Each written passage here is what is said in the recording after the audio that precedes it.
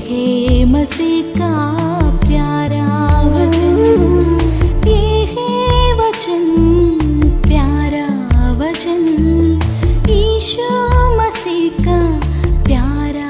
परमेश्वर के धन्य नाम की महिमा हो।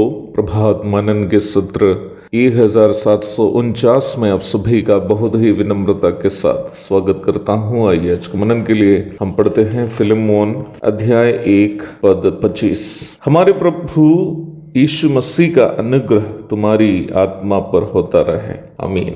अपनी पत्रियों के अंत में पाठकों के लिए परमेश्वर के अनुग्रह की कामनाएं देना पौलुस का एक स्वाभाविक शैली थी। अन्य पत्रियों के अध्ययन के दरमियान भी हम इस बात को देख चुके हैं। ये एक प्रकार पत्री के अंत में पौलुस के द्वारा दिया जाने वाला एक हस्ताक्षर के समान था। पहला थिस्सलुनीकियों 3 की 17 देख लीजिएगा। पौलुस की पत्रियों को पहचानने का ये एक संकेत भी है। मसीही जीवन का शुरुआत ही परमेश्वर के अनुग्रह के कारण है। इसी अध्याय 2 पद 8। मसीह जीवन की बढ़ोतरी भी परमेश्वर के अनुग्रह का परिणाम है। परमेश्वर के अनुग्रह ही के कारण हम एक दिन उनके संग अनंतता में रहेंगे। मसीह जीवन किसी की आर्थिक भूमिका, शैक्षिक योग्यता, पारिवारिक भूमिका या अन्य कोई सांसारिक क्षमताओं पर निर्भर नहीं है। मसीह जीवन पूर्णता परमेश्वर के अनुग्रह पर निर्भर है। हम अपनी बुद्धि, अपना शैक्षिक योग्यता, आर्थिक स्थिति, रिश्तेदार आदि की मदद से मसीह जीवन सफल रूप में बिता नहीं पाएंगे। परमेश्वर अपना अनुग्रह से हर एक दिन वर्तमान पापी संसार में हमें लिए फिरता है। परमेश्वर का अनुग्रह हमें पापों पर जीत प्राप्त करते हुए जीने हेतु मदद करता है। परमेश्वर का अनुग्रह हमें प्रतिदिन की आवश्यकताएं पूरा करके देता है। परमेश्वर का अनुग्रह हमें परमेश्वर की सेवा करने हेतु मदद करता है। परमेश्वर का अनुग्रह हमें परमेश्वर के लिए दुख उठाने की सामर्थ्य देता है। परमेश्वर का अनुग्रह हमें शैतान पर जीत प्राप्त करते हुए जीने में मदद करता है। परमेश्वर का अनुग्रह हमें हमारे भाई बहनों से प्रेम करने के लिए मदद करता है। एक मसीही विश्वासी का जीवन पूर्णता परमेश्वर के अनुग्रह पर निर्भर है। पौलुस इस बात को अवश्य जानने वाला एक व्यक्ति था, क्योंकि पौलुस का जीवन पूर्णता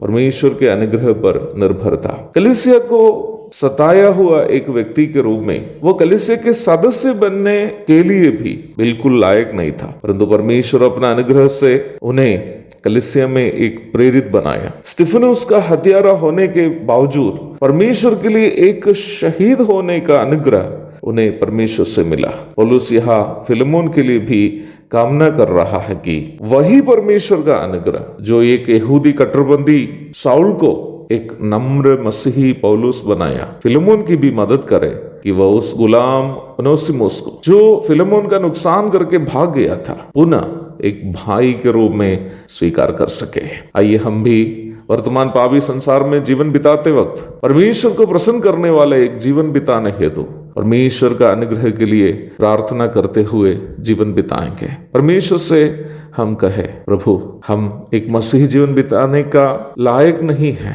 मैं इस पापी संसार में पाप से प्रदूषित एक शरीर में जीवन बिताता हूँ। प्रभु मुझे अनुग्रह देना ताकि मैं अपनी जिंदगी के द्वारा आपको खुश कर सके। प्रभु अवश्य हमें अनुग्रह देगा ताकि हम अपने जीवन से परमेश्वर को प्रसन्न करने वाला एक जीवन बिता सकेंगे। इसी के साथ फिलिमोन की पत्री का इस संक्षिप्त मनन यहाँ समाप्त हो रहा है। प्रभु यदि मदद करे तो हम इब्रानियों की पत्री का अध्ययन कल से शुरू करेंगे। प्रभु के धन्य नाम की महिमा हो, आमीन।